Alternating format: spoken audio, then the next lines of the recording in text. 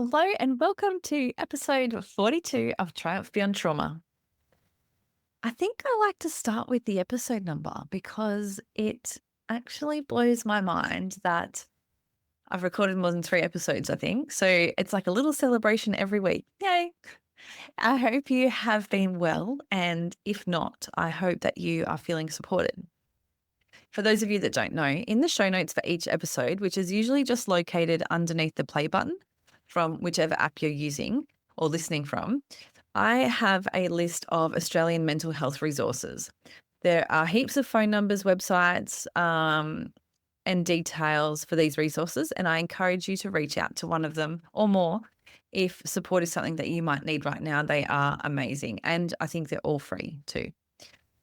This week's episode is really, really cool. I found Sam on LinkedIn and just immediately fell in love with his charity, Veteran Gaming Australia, and what he is all about. He and his team are doing the most amazing things, and I cannot wait to share it with you. Officially, Samuel Harris is the founder and CEO of Veteran Gaming Australia, or VGA, a charity he established in 2021 to support over 42,000 veterans and their families through digital and physical social connection programs. In 2023, he launched the Hospital Loan Device Program, expanding it to 4 states in 2024, providing veterans in hospitals with Nintendo Switch consoles and Kindle E-readers for mental and emotional support. Under his leadership, VGA has hosted over 480 digital and 250 physical events, created 17 plus social gaming hubs, and collaborated with ex-service organisations, Open Arms, and the Queensland Government to promote digital inclusion, STEM education, and mental health initiatives. Recognised for his impact, Samuel was nominated for Volunteer of the Year at the 2024 Volunteering Awards in Queensland, with VGA winning Social Program of the Year at the Vespia Awards. Samuel served in the Australian Defence Force from 2006 to 2021, first in the RAF Reserves before transferring to the Australian Regular Army in 2012. He participated in multiple operations, earning medals including the Operational Service Medal with Middle East Area of Operations and the Australian Service Medal with CLASP, Special Recovery and Counterterrorism. He continues to advocate for veteran wellbeing through policy work, eSports coaching, and charitable fundraising, reinforcing his commitment to service, resilience, and community support. And can I just add that Sam is just the most genuine and happy man I've had the pleasure of meeting, and I had the most wonderful time talking to him. I'm sure that you guys are ready to listen though, so let's get into it. Welcome to Triumph Beyond Trauma, the podcast that explores journeys of resilience and hope. I'm Rosie Skeen, a yoga and breathwork teacher and founder of Tactical Yoga Australia. As a former soldier's wife, mum to 3 beautiful kids, and a medically retired New South Wales police officer with PTSD, I understand the challenges of navigating mental health in the first responder and veteran community. Join us for incredible stories from individuals who've confronted the depths of mental illness and discovered their path to happiness and purpose, as well as solo episodes and expert discussions. Together, we'll uncover the tools to help you navigate your journey toward a brighter, more fulfilling life. Whether you're looking for helpful insights, practical tips, or just a friendly reminder that you're not alone, Triumph Beyond Trauma has got your back. You matter, and your journey to a happier, more meaningful life starts right here. Sam, welcome to the podcast. It's such a pleasure to have you here. Yeah, thank you very much for having me, Rosie. Definitely excited. Yeah, I know it's already going to be a great conversation. Usually I just start with where you've been and how you came to be in the Defence Force. So do you want to have us a bit of have a bit of a chat about that? Yeah, so definitely. So my inspiration of joining the ADF kind of came originally about off my brother and also my grandfather serving in the ADF. So both served in the Royal Australian Army, and went through infantry service at the time. I wanted to do something slightly different than infantry. I love what they do, don't get me wrong. But seeing what he'd done on a daily basis when he'd come back, he'd done numerous trips himself. That inspired me also to join. I hold a lot of pride for Australia itself. So I also want to give back to this great nation that we call home. So I enlisted in the Royal Australian Air Force originally. That was back in 2006. So I enlisted as a reservist at the time while studying full time and also as a BWS store major. So I did that roughly from 2006 to 2012. And then I got the big itch to kind of change across to full time. Unfortunately, the RAF kind of had very, I guess, limited opportunities and positions at that time.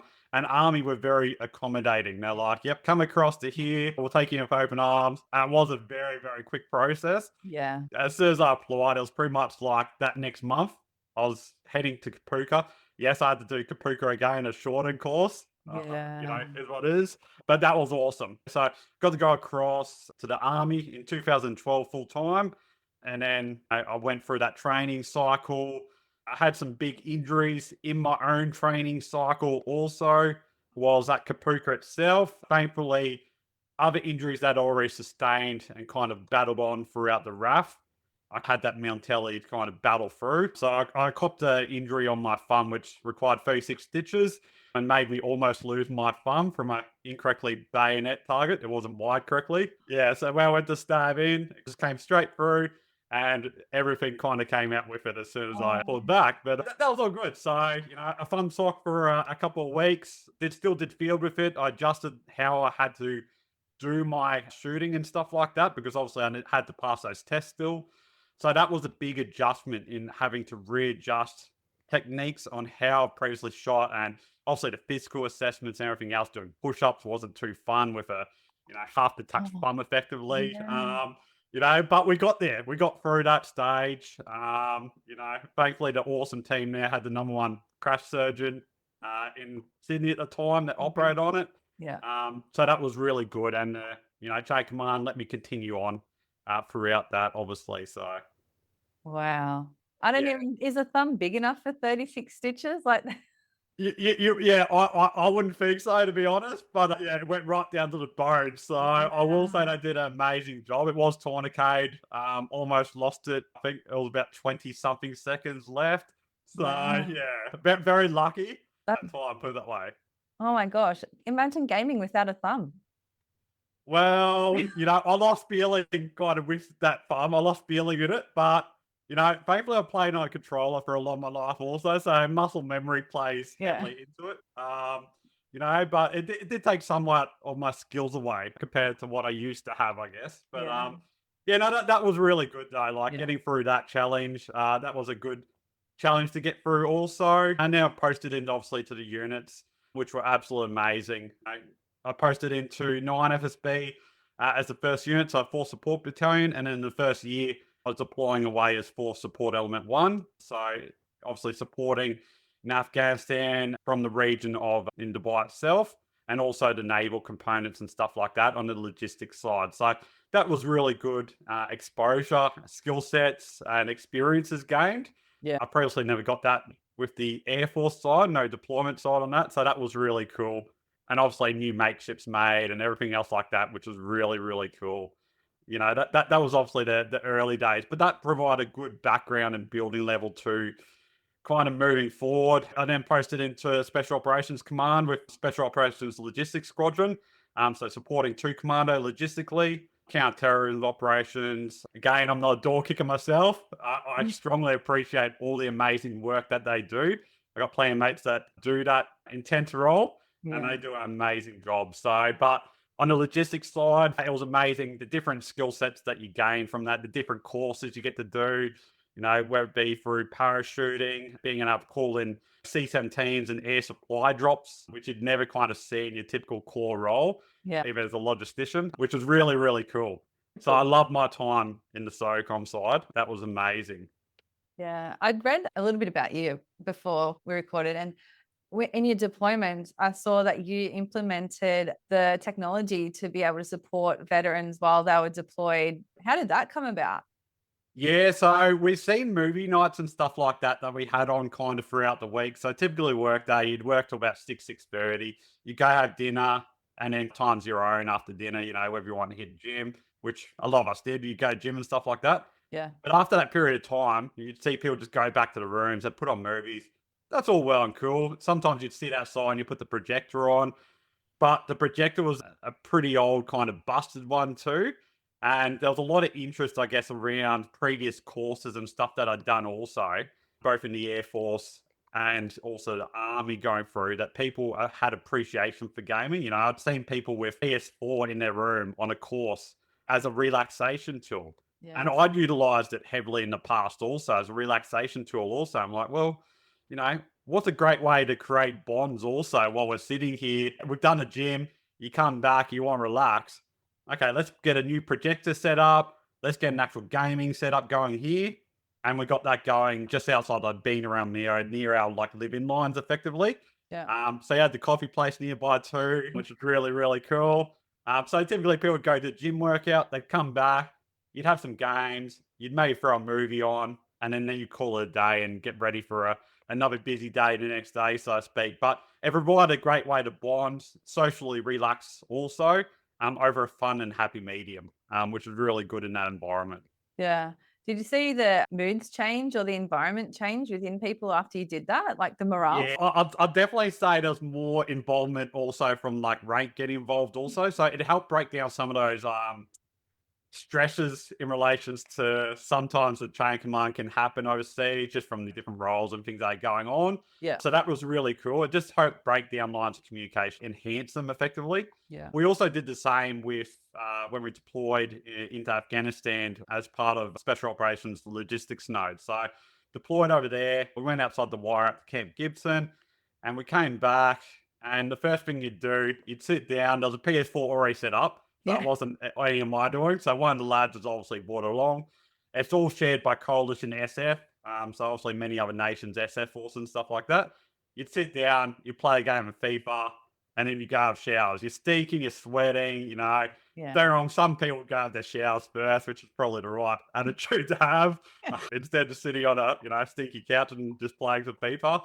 But it was a good relaxation also. You'd get back outside, come back in, inside the wire, you'd sit and play some FIFA, get have your shower, and then get on with the rest of the day kind of thing. That was really cool, actually seeing that in that atmosphere too. Again, that PS4 was already established there, and seeing the SF elements utilizing that, that was amazing also. Not just an Australian element either, that's all the coalition. So Yeah. love seeing that. Do they still do it? They still do it, yeah. So Yeah. obviously they've drawn back a heap load in relations to Oh, it's deployments and things deployments. that are Yeah. happening over there. But that was back in that would have been 2015 was my first. That would have been around 2018 roughly was my second deployment. So that was over there. And yeah, they were doing that back in 2018. So Yeah. it's That's not cool. too long ago, so to speak. Yeah, which is really cool though. Yeah, I got plenty of commander mates at game, plenty of other obviously all core mates at game, you know what I mean, across everything. But yeah, in those environments, it obviously helps. It provides a level of relaxation, but also that connection with one another that you can kind of just de-stress and get focused in a way, like Yeah. just takes you out of that mindset in a way. So, Yeah. which is somewhat needed in a So high tech good. situation. So what led you to you're discharged from defense now, aren't you? I am discharged from defence, yeah. Yeah. So, How'd that happen? um, my last unit, I did a venture training exercise. So previously, I'd already done a little bit of damage from deployments, just handling heavy aspects of trunks where you're handling 50, 60 kilo trunks by yourself, just because you're such a small team, mainly in that SF environment again. Yeah, yeah. But unfortunately, I did an adventure training exercise in my last unit for 2nd General Health Battalion, and I came out a little bit worse for wear on a 20-meter waterfall jump, which was Oh, part of the adventure training. I collected something in the water, so big word wise, don't go jumping into waterfalls, but it was part of the adventure training. So, it came out a bit worse for wear. So, unfortunately, it came out bad, and my arm was fully pulsating, and I couldn't close my hand at all. And it was oh. like, yeah, I couldn't describe the pain. It was immense pain. So, it was also a lot of neurological pain radiating all the way down my arm. I Mm. said, something's not right. I can't close my hand at all, my left arm, and I could feel it straight away. So, I let them know, uh, I kind of I should have went straight to the RP that specific day. However, I ended up going the next morning. Mm. Silly me, but the next day it was pretty much I pretty much couldn't do anything with that. I couldn't even move it an inch. And I said, yeah, I did this yesterday. I told them on the spot, taking some ibuprofen as you typically do, but Yeah. just keep going forward. And then so they sent me in for MRIs, and there was a fair bit of damage done. So effectively, I broke my neck. Um, Oh. yeah, there's about 3 mil worth of fluid. So again, extremely lucky to be walking at Mm. that stage. However, I got given some options. Obviously, when I started, they sent me to a neurosurgeon and an orthopedic surgeon. Get some best advice. Obviously, moving forward, I still had ambition to stay with the ADF at that stage. However, my condition was degrading significantly to the fact that it started affecting even my ability to walk and move significantly. I couldn't hop out of showers. I could walk about 10 meters max, and I had to hold on to like railings and other things. So I had to use assisted devices to help me move. So it's kind of a no brainer to get a surgery done in a way, because the way they described this simple pat on the back or a trip, and you're most likely paraplegic for the rest of your life. So Yeah, you don't want it that. was, yeah, get me in, get this done ASAP. Unfortunately, while it did help with that surgery, it helped get rid of all that radiating nerve pain, the migraines I was having daily. I started to learn to walk again, which was real positive, obviously. Getting back into strength training, very basic stages, obviously, and working my way up. But there was also, I lost full feeling in that left arm. And the neurosurgeon said, it might come back within the year, it might not. At that stage, I was still learning to walk again. And there's a lot of other things going on also. Yeah. Obviously, the stage of the mental health was declined leading up to that. And even that recovery period, the brain's going through a lot of stresses, obviously. Like, am I going to be able to walk properly again? Am I going to ever regain feeling in that left side of that whole arm again ever? And then I end up calling it quits, so to speak, with the ADF medically, because I would be restricted effectively to the desk the rest of my life. No deployments, minimal opportunity to kind of be outfield, and any other aspects around that, my own PT, things like that, pretty much the rest of my time. Which to me, I'd love to lead from the front, so to speak, rather than just being singing it back. So in my own mindset, it was pretty much time to call that on that stage. Also, I absolutely love the ADF and everything, and the skills that it instills also, and everything else behind it. But that injury itself, yeah, it was a big injury. Yeah, breaking your neck, but yeah, That's definitely intense. lucky. So, did you regain that feeling in your arm? I did not regain the feeling. So to this day, I do not have feeling at all in that whole left side of that arm. Wow. But that being said, I don't get the migraines daily. I can hop out unassisted by myself out of showers and baths and things like that, which is really cool now. Yeah. But also in the exercise scheme of stuff, I'm not back at the level that I was, obviously, but it's still progressing towards those stages every day. So yeah, it's definitely been a big journey on that Yeah. frontage, I will say. Yeah, Yeah, that's incredible. And like you said, your mental health must have been a roller coaster of emotions happening there. there was, yeah, because it creates a lot of stresses also. Your partner then needs to take home. They need to stay home often from work because you're unable to do very little yourself. It's even Yeah. a struggle to hop out of bed realistically. You're trying to use a device to hop out. And when you're trying to go into unit and stuff like that, I had to change my car even from a manual because I did not have the strength to change manual gear sticks. So I literally had to sell my car to buy an automatic. Yeah, so but that's it happens. I do count myself very lucky, as said in some instances on that. You just got to look at the bright picture, glass half full, so to Yeah. speak, and move forward from that. I mean, Yeah. you just said all of that with the biggest smile on your face as well. Yeah, Yeah.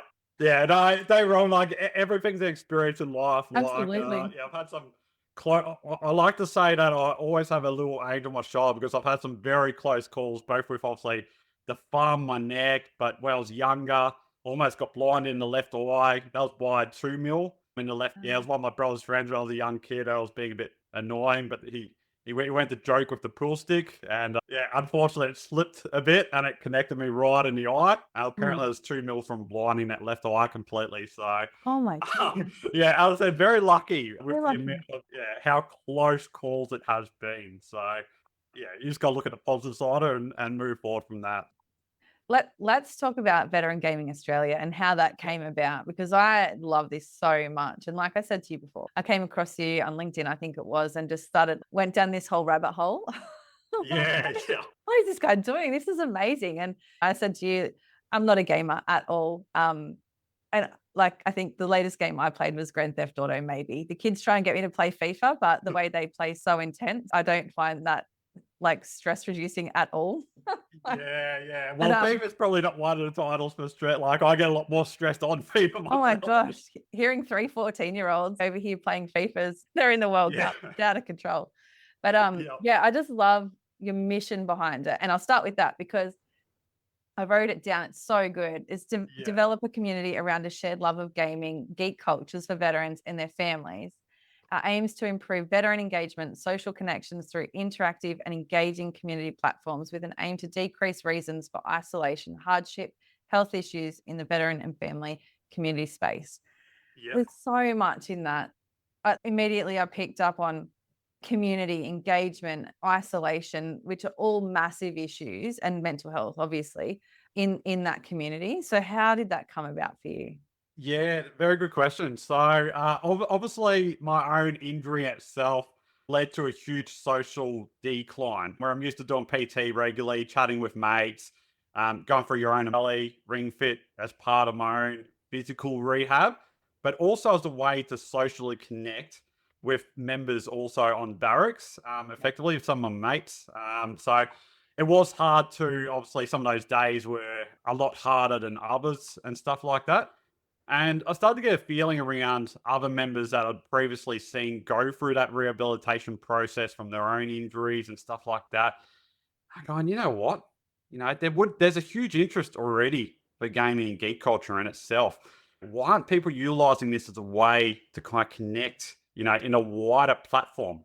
Let's utilize this for amazing good in relation to social isolation, reducing that. That was our primary, going for that firsthand, also seeing it myself lived experience wise on that frontage, seeing other members go through that also.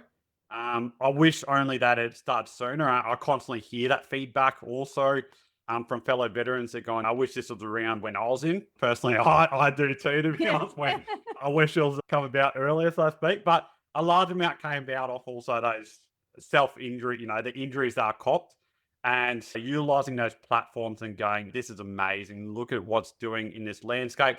The own self-improvement that had notably on myself. Just obviously, I did go through some mental health treatment outside, and they noticed increased improvement in mood, stability, and stuff like that in my own mindsets, which was very important. And then it boomed as soon as I started the community effectively. People going, this is amazing. So they kind of all rushed in, and in the first year, it was just over 1,000 members in the first year, Wow. which is, yes, huge and that was just all through word of mouth, Mhm. effectively. So that was all through word of mouth. Everyone's going, hey, let's jump on some games. So we create new cool platforms throughout that time period. I'll go a bit more on that soon. But the mission, we always stayed on track. Effectively, the mission was to reducing social isolation and enhancing the health and well-being. So there is a large, I guess, even shift now towards these mediums and stuff like that. I love the arts and that, I love fishing and everything else like that. Yeah. And love promoting those aspects also. So we love to call it another home effectively. That veterans and veteran families, they've got lived experience from other veterans in the community also. They got shared interests, whether it be through gaming or other geek culture, tabletop 3D printing, and other cool stuff like that. And often it's just that social interaction which can help significantly improve one's mood, especially if you're doing something what's fun. Yeah, it has significant benefits. So, That's amazing. I remember my husband got stuck on COVID border patrol in South Australia, like really remote locations. And yeah, he was, like you're saying, on deployment, just watching the movies on like after shift. And there's periods you're on a night shift, so you've got the day to yourself and there's nothing to do. Like this would have been amazing for him. Absolutely. 100%. Yeah. Yeah. So now we've even got like certain chaplains use it, obviously, with their soldiers as Mhm. part of that connection factor. Also, we're trying to get a lot larger in the ADF where they introduce also eSports. But we do have some social gaming hubs on barracks, 6 RER, so typical infantry unit, which is really cool. That the chaplains utilize as a mean of connection and sitting down and having a chat with the soldiers of those units. and obviously going through those processes also, which is really cool in that landscape. Many recovery centres. We've got one out at the more recent, the 51st Battalion up in now North Queensland. Yeah, so Mhm. there's a few going around, joint movement, Ramwick and stuff like that. So there is a good shift happening towards in the ADF, including these factors. A large part also come off that education, which was very important in that first year. And that lived experience that we had throughout that, and hearing the stories of other veterans and their lived experiences also being a part of the community, but also how they utilize gaming and geek culture in their own physical and mental health wellbeing journeys. That was important to share and get that information across. Also, hopefully helping one of our fellow brothers and sisters in the ADF. Hopefully that journey can help see a journey forward for them there and go, okay, I can be still socially connected. I don't have to be sitting in isolation and just watching movies nonstop or Yeah. whatever it may be, which often can come about from severe physical injuries, especially on that front. So, Yeah, and that education piece too that you just mentioned would be huge because for people like myself who don't game, like, and I see my kids as loving it so much, but I sort of sometimes feel it can be a bit they're isolating themselves because we're in yep, our family unit. But I guess yeah, they get that connection with their friends and whoever they're playing with, usually just their friends, it better be that, that's where they get their connection from. So I think the education for people like me, especially that don't quite understand that whole, like, it's a whole nother world and eSports as well. Like I heard about that a couple of years ago. And when I hear about things, I definitely go and have a little bit of a look. And yep. that is wild. Like the arenas that they It's play these games huge. in, it's crazy. But yeah, I think the education for sure would have been so important. The education was definitely, yeah, very important. And we even seen, because we've done a fair bit of work with the Queensland government in relations to esports, but also digital skills. Yeah. The Queensland government ran a veteran digital skilling program. So we spoke on how relevant digital skills are in relations to business operations and entrepreneurship, but also certain schools we've spoken to about on how to do it in a healthy fashion. Yeah. So a large part of what we do isn't just about sitting down and obviously you may get some that will sit down and they may game a little bit too much, so to speak. How can we educate and give them the most information and get that across in a lived experience way that they can take that on board and get, look at all these other processes. This is how I can do it healthily. This is how doing it healthily will improve my own health and well-being. That's very important also. So that's a big part of what we do on the side also, is that education piece. We've got YouTube series around how to improve your game. And a lot of that is around the health and well-being space, how to, correct postures, the correct settings on your own monitors, because a lot of people don't know. Naturally, screen monitors and TVs will have blue lights that can affect your sleep. How can you turn these settings on? So many even parents don't know that when the children are operating the laptops, how long to be on a session, so to speak. How to reduce that also. That's very important. So parents, I got kids myself, and I'm very educational aware in telling them about technology use, same with gaming and stuff like that, to make sure they're doing it in a healthy fashion. So, Yeah. yeah, That's amazing. I'm going to definitely be putting that on the TV this afternoon. I'll just hit play and they can sit and watch it because they yep, don't listen to me too, I think. So hearing it from an expert, that'll be really good. definitely jump on the YouTube channel. So, yeah, yeah. I'm diploma of esports qualified also, so I do for someone qualified if they are. So. So what is that? That's Yeah, so so it's interesting. pretty much sports coaching in itself. So it has an aspect of behavioral psychology attached to it for Yeah. the esports side, but it's mostly diploma of sports coaching. How I'm bringing teams together, how I'm getting the best performance, obviously the health and wellness side, including nutrition, all that good stuff. So it's effectively diploma of sports coaching, but yeah, it's got a large aspect of behavioral psychology also in that kind of esports setting in itself. So trying to get the best out of them, but making sure they're doing it health and wisely. So, Yeah. yeah. That's so exciting. I love this. It's like a whole new world's opened up to me. Yeah.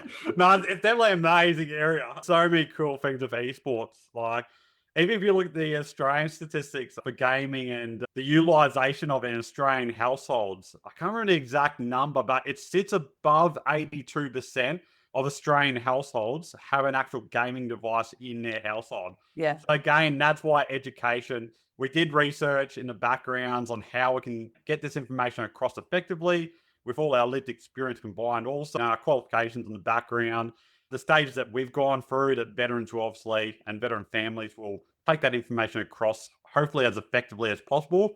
And we try and refine that as much as possible also based off the feedback of the community also. So we try and put as much as we can in the hands of the community to try and evolve it as much around them.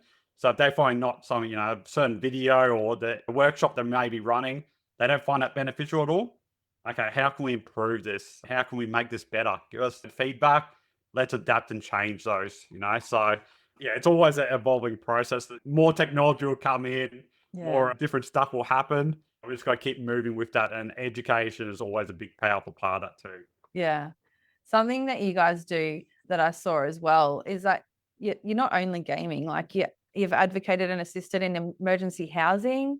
and financial support for people. So 100%. it's a real holistic type of charity that you're running, isn't it? Yeah, yeah. So often, yeah, because you will find sometimes people, as I said, in those periods of time where they are isolated and they turn to gaming, they'll jump in and they'll have a conversation. And there's been numerous circumstances around assist in preventing suicidology and certain circumstances.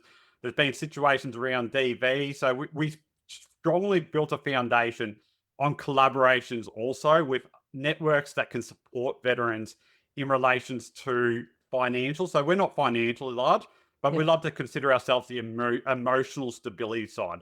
So we come at from a kind of lived experience side with many, we've got veterans that have suffered from DV themselves that are volunteers also. We've got members that have done the assist course that have also had suicidology ideas in the past or depression or any aspect of mental health concerns. But often that connection through lived experience is also a good touching point. So we provide the emotional side, effectively, our communications, and we kind of break down into steps where that veteran doesn't kind of have to do it by themselves, Yeah. where they're alongside them effectively. So they don't feel comfortable contacting RSL Queensland in relations to they don't have any food on the table or whatever it may be in a certain region. We fully coordinate that stuff for them and get those processes rolling effectively. So we know it can be a pretty dark hole at times for some people. And yeah, if we can provide a bit of a shining light to just help them and hold their hand in those certain stages to get them out of it, that's awesome. That's the objective achieved effectively. So beautiful. You've got quite a few programs available for people. I'll just run through it. Like you've got your physical events, of which you said there's more than 30 a year that you guys hold. And then there's more that you do in collaboration with other businesses. Yeah. So Yeah. roughly it translates to about 100 by the time we collaborate and get all the other events. Some we do, pretty much 50-50%. Others there'll be multitude. It creates around 100 physical events roughly each year. That's alongside our digital events. So there is a lot of digital events. So Yeah. Yeah. And then you also do retrofit outs.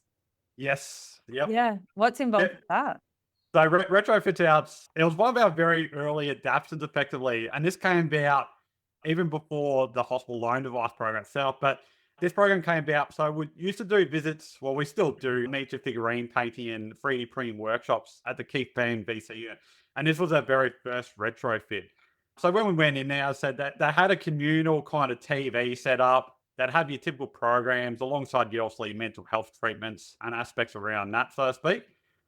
Uh, However, you'd see veterans sitting at the front smoking and just stuff like that, where you know they'd still go in and do their day programs throughout the day, but there'd be a lot of free time, so to speak, on their hands, and they kind of go back to some of those other behaviors, so to speak. That I don't smoke myself, so I can only imagine the need to smoke if you've been smoking for a long term. But to try and minimize some of that also and get them connecting in a social setting. So the TV was a great one where they were watching movies together and they were discussing movies. However, there was often feedback in the programs of, hey, would there be an opportunity to get another TV going or some other activities also? And we're like, well, an activity that obviously brings everyone together and it was education factors, educating also around alternative art. And I think delivering those miniature figurine paintings and the 3D printing workshops and stuff like that in the early days led to the retrofit stage where, at hospital, like, this would actually be awesome to actually have a gaming hub where we just start discussing with them, because the first initial conversations where they're like, oh, I don't know if a gaming hub would be too beneficial. But as I said, that education piece, what they do also in the US and all the other data that we'd already had, providing that information across to them, the feedback of the veteran inpatients that had been there previously also, that was an important step in getting the retrofit set up. So it was a chance to just bring everyone together effectively and provides a social hub where you can just sit and have fun. It's a chance to either unwind or sit there and chat to your mate right next to you. That was the whole idea around the retrofits. It's advanced a little bit now in relations to our retrofits also include full eSports hubs now. So yeah, they come out. They can cost us a fair bit though, so we don't have too many. There'll be about 5 by the end of this year established nationally. So that's just for the esports hub side. The social gaming hubs, we've got about 13 now established on barracks, in veteran hospitals, at the base ERSL care, so your temporary homeless accommodations. Yeah, and we love just having that social setting that veterans can just sit down, then jump on the Nintendo Switch, play some Mario Party together, have a good laugh, Yeah. and it brings them back to a nice steady state and mindset, which is important. So That's awesome. My yeah, favorite, like I said to you before, is the hospital loan program. I think this is amazing because anyone that's been in hospital for any amount of time, even just sitting in emergency, it's not the most stimulating environment, is it, mentally? And no, you're it's a very there, boring. I can imagine you would have been there for a little while too. So tell us about that. I love this. Yeah, so the hospital loan device program, it came about, we're visiting veterans in hospitals, and on our visits, there'd be a blank canvas of a room effectively. There often would be a communal TV, but the veteran had injuries that might prevent them either being able to walk that far to the communal room. And as myself and many other veterans would know, when you're sitting in a room that's a blank canvas, it's pretty boring. Sometimes also you don't want to go down to the communal room also. You might not be in that right stage at that period of time. It Yeah. might be directly after recovery. And you're like, I don't really feel like going down there and sit around. But it effectively provided a setting that veterans could get a free loan device when they're checking in the hospital, whether it be a Kindle E-reader or a Nintendo Switch game device that they could bring in the room, and they could actually have an entertainment device, and also provide another means also, because as I said, 82% of Australian households have a gaming device in their household. What is one of the factors when you're going in a hospital and suddenly you're away from that gaming device in its completely entirety? It starts then affecting your mindset and other things like that, on top of injury already and the surgery that you've just gone through, say, whatever it may be. So it was a way to bring back that mindset into a good mental mind state. But also, we've had like virtual reality headsets that have gone out as part of like the hospital loan device program in certain hospitals, so the not orthopedic, the physiotherapists can utilize the virtual reality headsets as Oh, part of their active recovery for those veterans also. So that's another wow. aspect, is the physical side. Yeah, so it's got many amazing benefits, obviously, for the veteran, because no one loves just sitting in a blank canvas room. And, often, not every single hospital, but we've seen plenty that don't have a TV at all in the room. Yeah. You can imagine sitting there for a week, just playing on your phone maybe, and that's it. Yeah. Um, Brutal. yeah, it'd be horrible. And that's been amazing to date. The feedback on that has absolutely been amazing. It's now extending into the WA and South Australia region this year in its entirety, effectively. So that's really cool. Yeah, we trialed it in the Queensland and Victoria region, and it's been amazing feedback. So we're expanding into more regions as we go along. Yeah, I love seeing it, in the hospital areas, Yeah. and also, the hospital staff love seeing it also, because they see improvement in mood, the relationship, but also in relations to the programs, that veterans might be a part of at that hospital, so to speak, whether it be the physical recovery or the mental health side. They have more participation in relations to those programs also, which is very important. So, Wow. yeah. Yeah. That's so cool. Do you only support the veterans or is it families of as well? Yep. So veterans and veteran family members. So a lot of our programs covers both. So the hospital loan device program, it can cover both. Also, we are often limited by the amount of devices. It does cost a fair bit, Yeah. unfortunately, for many devices. But roughly, we have about 10 to 15 devices in each location that we kind of divvy out. And we have to time frame, obviously, if a veteran's in for 6 weeks or 4 weeks or 2 weeks. So we kind of schedule that on the register. But it is completely open to veteran family members also. All our programs are very inclusive of veteran family members, whether it be from the physical events, the workshops, the 3D printing, the hospital loan device program, any digital event. We often see plenty of veterans in attendance, both at the physical and digital events. So, yeah, we love veterans and veteran families. Yeah, that's so awesome. Do you want to go through a couple of the physical events that you've got coming up? Yeah, most certainly. Yeah, Yeah. yeah. Yeah. So, yeah, so some of the events we got coming up, for example, like in WA this year, we got like Holy Moly Golf coming up.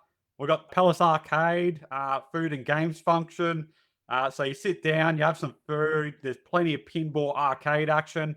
Usually goes for around 3 hours, for example, in those experiences. We got strike bowling, other arcade days like group virtual reality sessions. They're pretty often throughout the year, the group VR sessions and stuff like that. Yeah. And strike bowling, for example, that's just in WA. You're then looking at every state kind of has something different going on. Victoria, I said virtual reality is kind of one of those common ones across the board for every state, realistically. But where we can also educate in relation to the STEM and other areas like that, we love getting them out to effectively to those activities. So, like Victoria has Legoland going on, Science Works. They got Castle Theme Park. There's what else? The Zoo Visit. I think the Werribee Zoo coming up this year. And again, that virtual reality is one of those constant ones that rolls around. But we also love trying to get veterans out wherever we can, out to those larger events like Comic Con, PAX Australia. So getting veterans and the families along to those. So we try and subsidize either heavily the tickets for those or cover the cost completely. Wow. We also do have a retrofit program, not retrofit, air assault program where we try and get veterans out to PAX Australia and we completely cover every expense. That's flights, accommodation, food, the entry for both days to PAX Australia, which is the largest gaming and geek culture event effectively in Australia. That it does cost a lot of money, those events. So usually we are limited in the amount that we can get along to those. But in previous years, we've got 2 veterans effectively across to events like that, for example. But other stuff coming up, we've got the Brisbane Broncos, for example, our Brisbane event. We've got the Crumb Wildlife Sanctuary. Jeez, what else is there? Yeah, there's a heap of stuff coming So up. So much. each stage is quite different. So what's kind of coming up and what we come. But the main theme is also heavily around that social connections, enhancing the community around them, and effectively on the physical side also, it's education, and that's why we also go dip into our toes into these other aspects like the Broncos home games and stuff like that. We have an understanding that there is a large interest in relations to other activities also, but the physical side, education around that, and why that's important also.